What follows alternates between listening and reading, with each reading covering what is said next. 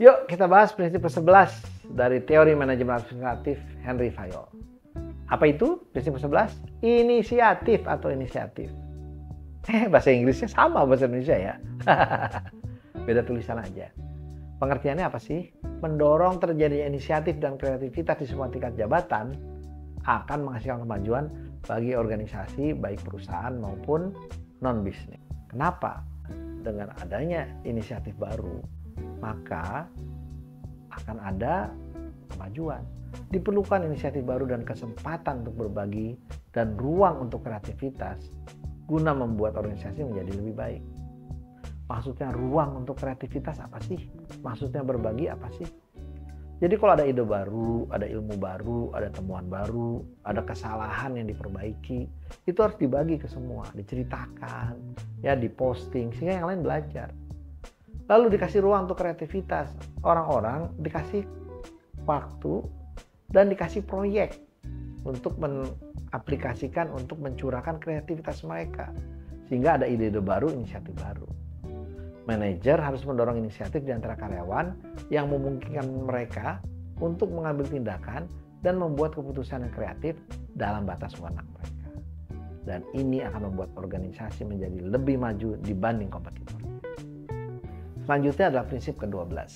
Ini bicara stabilitas masa kerja atau stability of time. Pengertiannya adalah karyawan harus memiliki stabilitas masa kerja yang tinggi, nggak keluar masuk, guna meningkatkan produktivitas dan efisiensi. Kenapa? Karena ketika orang belajar hasilnya jelek, dia belum bisa. Tapi kalau udah jago, lain. Ini kita butuh stabilitas masa kerja nih.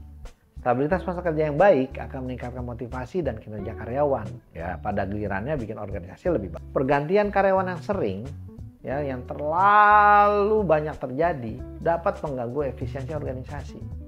Oleh karena itu, Fayol menekankan pentingnya mempertahankan karyawan untuk jangka waktu yang lama dengan memberikan keamanan kerja dan pengembangan karir. Selanjutnya adalah rantai hierarki atau scalar chain sebagai prinsip yang ke-13. Ini mengacu pada jalur hierarkis yang harus diikuti dalam komunikasi dan pelaporan dalam organisasi. Jadi, misalkan nih ada departemen konten, di atasnya siapa? Manajer konten, di atas siapa? Direktur konten misalkan atau direktur perusahaan.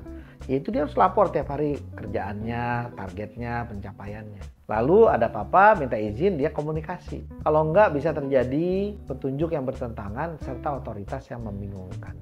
Rantai hierarki penting sekali. Fayol menekankan pentingnya komunikasi vertikal alias ke atas bawah yang jelas antara tingkat manajemen yang berbeda untuk menjaga koordinasi. Jadi nggak salah strategi, nggak salah prioritas.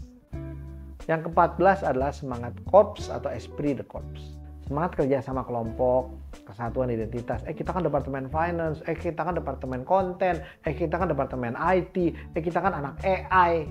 Itu harus dipupuk untuk meningkatkan rasa bersatu dan kinerja tim. Semangat korps yang baik akan meningkatkan motivasi, daya juang, dan kinerja tim dalam organisasi. Nah, itulah 14 prinsip dasar manajemen dari Henry Fayol. Areanya administratif. Ya, dengan menerapkan prinsip manajemen ini, 14 prinsip ini, organisasi akan dapat meningkatkan efisiensi, produktivitas, dan kinerja karyawan, serta mencapai tujuan yang telah ditetapkan. Sampai hari ini, 14 hal ini sangat relevan dan bisa jadi checklist kalau nanti Anda menjadi konsultan yang diminta untuk memperbaiki bisnis di satu perusahaan. Semoga bermanfaat. Sampai ketemu lagi di video selanjutnya.